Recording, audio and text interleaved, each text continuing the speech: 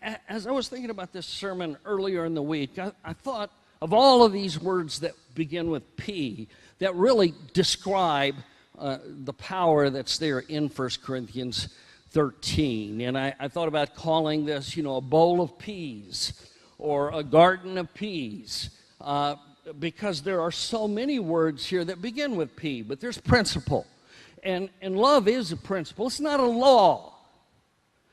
With laws, you can always find a loophole, always. But with the principle, you can't. When our kids were little and we would leave and we would bring in a babysitter, what our hope was is that the kids would live by the principles, or at least behave by the principles that they're beginning to learn from mom and dad. We didn't have to lay down laws to the babysitter because there's always ways to get around those laws. Think about it. Think of how many laws you would have to have. Don't set the dog on fire. Just on and on. How many laws would you have? But when you got a principle, there's no loopholes. And so 1 Corinthians 13 is a chapter of principles. It's a chapter of being proactive, because when we decide to love, and it is a decision, you have to decide it. It's not a feeling that you're waiting for, and it's not even always a good feeling. But it's a decision. It's a choice that we make. I'm going to love. And by the way, listen, when you do that, sometimes God puts you in some of the most unusual predicaments. Oh, that's another P that could be used there, predicament. Anyway, he puts you in unusual situations. And just for a minute, don't spend too much time on thinking about what I'm about to tell you, because if you do, you'll probably get all depressed and discouraged and all of that kind of stuff. But just for a minute, think about the person that's hardest for you to love. Maybe in your family, maybe somebody you work with, and somebody you've written off. That's the person God doesn't want you to write off. That's the person that is in your life as a training manual to help you overcome this by being proactive and taking a stand. 1 Corinthians 13 is a passage about power, because when we learn this lesson, we really find out not only who we are, but who we were meant to be. Power.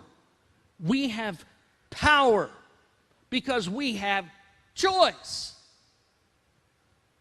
Don't ever say, he makes me so mad.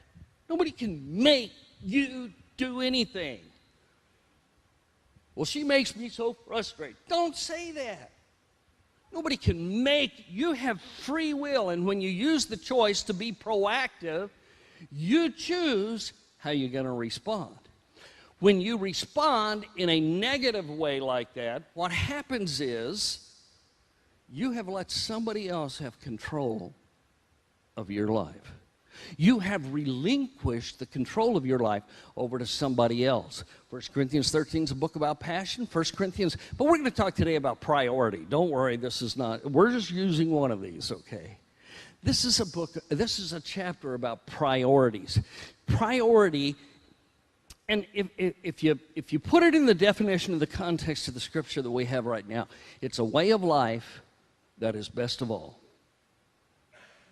I think you want that. I don't know why you would be here this morning, unless maybe it's just because you feel so guilty, and maybe, or because maybe it's a habit. But I think most everybody here, if not everybody here, wants to live life at its best.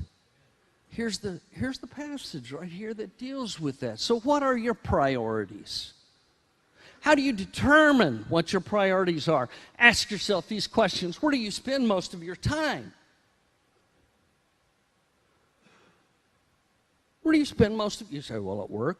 Well, then ask yourself the second question. Why do you spend most of your time there? Well, so I can provide for my family, take care of my family, have the things I need and the things I want. Well, then you're beginning to identify your priorities. What legacy do you want to leave? Remember, the question here is, what are your priorities? Would you just think about that just a minute?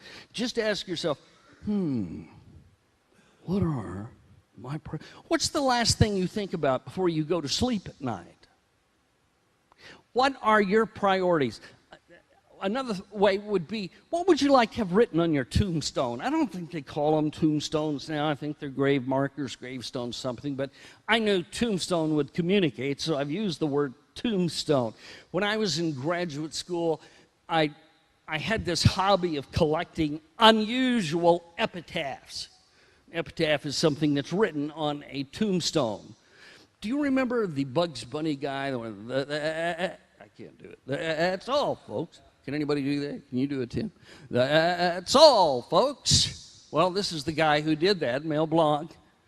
And I like the epitaph here where he says, that's all, folks. That's all. Now, I don't agree with that, but I think it was kind of an interesting epitaph. Here's one I really liked, and this would be hard for you to read probably, but it's in a Boot Hill cemetery at a country town in New Mexico. Here lies Lester Moore. 4 slugs from a .44. No less, no more.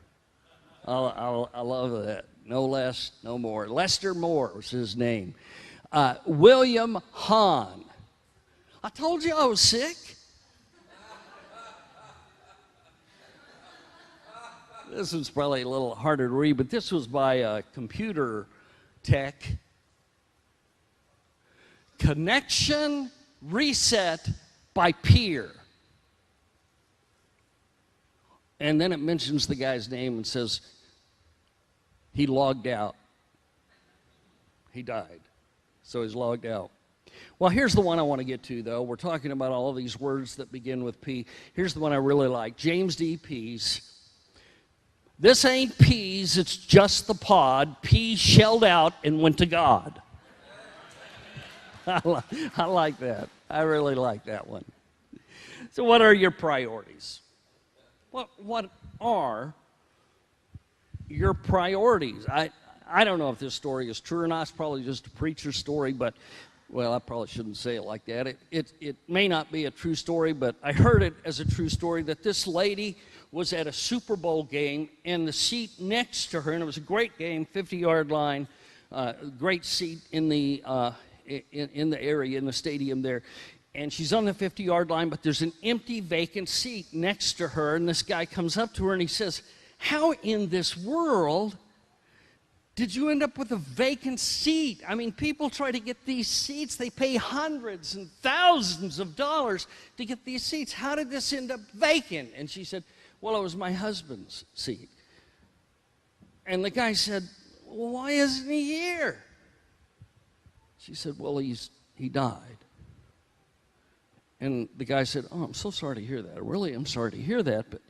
But I mean, with all your family and everything, why didn't some other friend or family member take the seat? And she said, well, I think it's because they're all at the funeral. Priority. Eddie, you knew what was coming. I saw you going just like that. Yeah. They chose to go to the funeral. Well, that was their priority, but it wasn't her priority. Now, I loved this one that I found. This is an actual news release from 1978. Farmer with 160 irrigated acres wants marriage-minded woman with a tractor. When replying, please send a picture of the tractor. Priorities. What are your priorities? Of all the commandments, which one's the most important? It's an interesting question there. It's a biblical question. A lawyer, an attorney came up to Jesus and asked him that question. What's the priority here? There's a lot of commandments, Jesus, and I'd like to know, what is the priority today? What is your most important commandment? Jesus, what do you think it is? And Jesus said, the most important one, answered Jesus, is this. Hear, O Israel, the Lord our God, the Lord is one. Love the Lord your God with all your heart, with all your soul, with all your mind, and with all your strength. By the way, just a little side note, that word strength. It has the connotation in the original of meaning love God with your shoes on. Because the belief was that, okay, I got my shoes on, which makes me stronger, which makes me more stable, and which makes me prepared and able to go. So Jesus is saying here, love God with all your strength. And the second one is this: love your neighbor as yourself. There's no commandment greater than these. Now, there's three things here. Three things. First of all, love the Lord your God. That's number one. All three of these are number one in order of magnitude, okay? Love the Lord your God. Number two is love your neighbor. And three is love yourself. Oddly enough, the hardest one for most of us is the third one. And we could spend a lot of time, whole series, just talking about each one of these three priorities, which are all ranked number one. Jesus says that's the most important. The most important. Well, what is the most important thing?